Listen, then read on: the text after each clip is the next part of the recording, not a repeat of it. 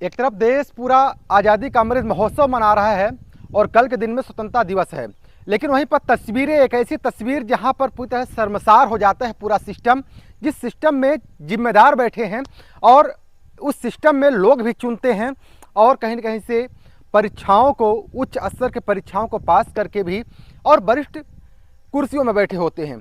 ऐसे मऊगंज के अधीनस्थ में बात करूँ, ये तस्वीर देख पा रही होंगी, ये नदी है।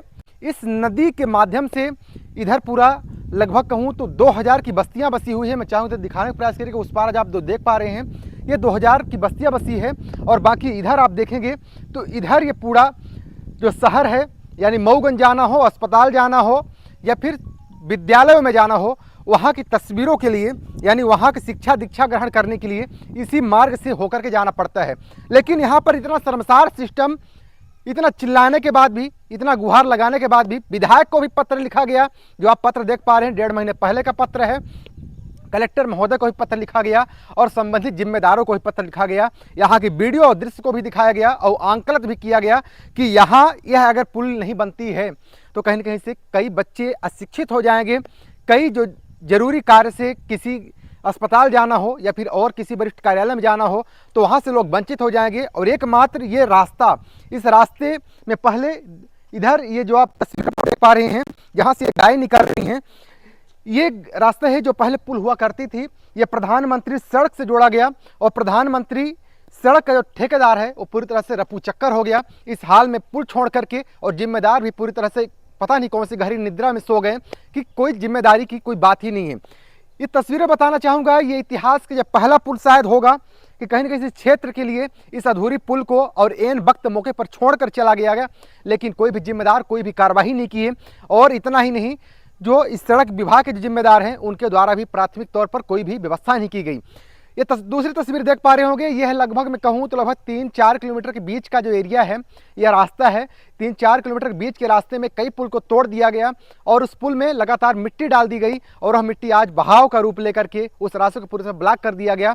लेकिन यहाँ सबसे बड़ी बात यह है कि जिस विधायक को यहाँ लोगों ने चुना और वह विधायक जो लगातार सोशल मीडिया में लगातार एक्टिव देखते नजर आए, लगातार सुर्खियां बटोरते नजर आए, उन विधायक महोदय को भी पत्र लिखा गया। यानी बात करूं भाजपा के विधायक नरेंद्र प्रजापति, और नरेंद्र प्रजापति कहना बड़ा शायद ये छोटी बात हो जाएगी, ये इंजीनियर नरेंद्र प्रजापति हैं। इन इंजीनियर नरेंद्र प्रजापति को 1.5 महीने पहले भी पत्र लिखा गया, इनकी कोई प्रतिक्रिया एक भी नहीं मिली। केवल सुर्खियां बटोरने का काम इनका केवल देखने को धरातल स्थितियों पर देखने को मिल रहा है। बाकी लोग की चिंताएं, लोग की आशाएं क्या कुछ हैं, इस पर कोई भी अमल नहीं, इस पर कोई सुनवाई नहीं, इस पर भी कोई भी कार्यवाही नहीं। नाम चाचा? हमार गुरु प्रसाद द्विवेदी। कितने दिन से पुलिया अधूरी पड़ी है? ये पड़ी है करीब 2 महीने से। यही गांव के ही हैं जी। क्या परिस्थितियां यहाँ रहती है? बच्चे कैसे स्कूल जाते हैं, किस तरीके से? बच्चे स्कूल नहीं जा रहे हैं, 2 महीना से स्कूल नहीं जा रहे हैं। कम से कम 100 लड़के उस पार जाते हैं, हर 12वीं तक स्कूल है। और मतलब कहा गया कि भाई साधारण पुल बनवा दीजिए, यहाँ एक ढोला डाल के मट्टी वो डलवा दीजिए, तब के नहीं बनती है पुल। तक कोई न विधायक सुन रहा है, न सदस्य सुन रहे हैं, न मुख्यमंत्री सुन रहे हैं, कोई नहीं सुन रहे हैं। इससे शिकायत कहीं किए हैं आप लोग? शिकायत यहाँ नहीं, 50 शिकायत, तमाम ऑनलाइन शिकायत भाई, यहाँ मुख्यमंत्री, कलेक्टर सबके यहाँ शिकायत हुई है, लेकिन कोई ध्यान इधर नहीं आ रहा है। बाकी ग्रामीण कैसे आते जाते हैं? ग्रामीण अब ये अस्पताल जाना है तो कैसे जाते हैं? अस्पताल जाते हैं तो उधर कटरा से फिर के जाते हैं, जिनको किलोमीटर पड़ता होगा उधर? यहाँ से 10 किलोमीटर पड़ता है। और इस पार के बच्चे पढ़ने जाते हैं, कहाँ से जाते हैं? वो इस गांव से जाते हैं, बुढ़वा से जाते हैं, गढ़वा से जाते हैं। यहाँ पर नदी में पैर के भी जाते होंगे? पैर के नहीं जाते हैं, कौन मरे, छोटे छोटे लड़के हैं। अब पहले के लड़के तो बड़े बड़े हो के तब पढ़ते थे, अब छोटे लड़के हैं जाते हैं तो वो तो कैसे जाएंगे? अच्छा, ठेकेदार कभी इस संबंध में कोई बताया कि क्यों नहीं काम हो रहा? ठेकेदार ये बताया कि भाई हमारा पैसा भैया नहीं मिल रहा, हमारे पास जो पैसा हमको मिला था वो हम उतना काम कर दिए, अब पैसा मिले तो हम करवा दे। बाकी क्या कहना चाहेंगे बाकी जिम्मेदारों से? आप जिम्मेदारों से क्या कहें भैया, यही अब आप लोगों से अपील है कि इसको तुरंत काम इसमें लगे और बने। अब ये मतलब नवंबर दिसंबर, ये जनवरी तक ऐसे ही रहेगा, जनवरी तक इतना पानी रहेगा, कोई यार पार नहीं होगा। लगभग 6 महीने 6 महीने इधर डैम है, बंधा है, डैम बंधा है, इतना पानी बना ही रहेगा। अच्छा, इस नदी में खाई भी हो गई है, मिट्टी वगैरह निकाल के कहाँ कौन ले गया है? खाई ले, इधर खाई है, इधर ईंट से नीचे कम से कम 3 पोरसा खाई है, इसी रोड में डाले हैं कुछ।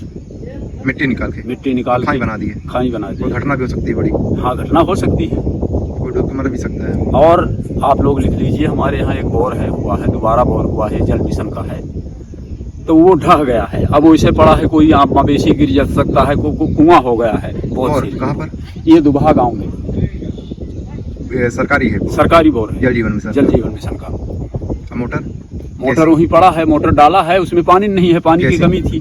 400 बोर है, 400 फीट मोटर अब डाला है, वो धंस गया है नीचे ऊपर से, तो कुंडास हो गया है बोर की जरे से। अब मोटर लगा है, कोई बड़ी घटना हो सकती है। हाँ हो सकती है ठीक। जी। ये तस्वीरें हैं, ये बात करूं, ये कसियार गांव से होकर के गढ़मार को ये जोड़ने वाला रास्ता है। ये नई गढ़ी तहसील के अंतर्गत आता है। नई गढ़ी जनपद अध्यक्ष को भी यहाँ का पत्र लिखा गया, वीडियो दिखाया गया, लेकिन कोई भी प्रतिक्रिया किसी भी तरह से नहीं मिली, जो कि आज ग्रामीण पूरी तरह से भुगत रहे हैं, अपने घरों में पूरी तरह से कैद हैं। अस्पतालों में जाने की कोई भी रास्ता समुचित व्यवस्था नहीं है।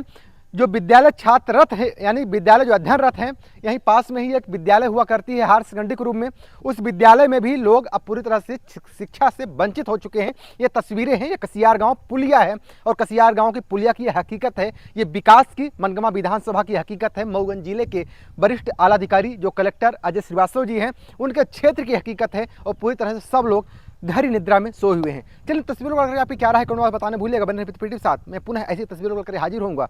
अब हम लेते हैं विदा। बहुत बहुत धन्यवाद। जय हिंद।